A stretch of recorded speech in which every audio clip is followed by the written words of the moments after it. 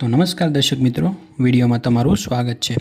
તો મિત્રો, દેવાયત ખવડ ઉપર કરોડો રૂપિયા વરસાવનાર મહાવીરસિંહ સિંધવનું અત્યારે આકસ્મિક રીતે મૃત્યુ થયું છે। એક બિલ્ડિંગના ચોથા માળેથી નીચે પટકાઈ જવાથી અત્યારે મહાવીરસિંહ સિંધવનું મૃત્યુ થયું છે।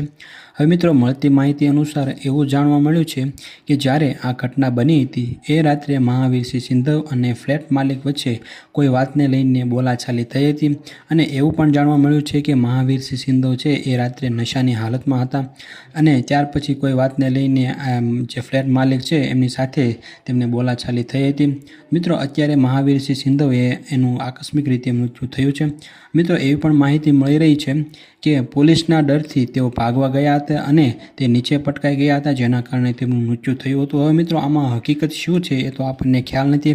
એ તો આવનારા સમયમાં જ્યારે પોલીસ તપાસ કરશે એ પછી જ આપણને ખરેખર શું હકીકત છે એ જાણવા મળશે।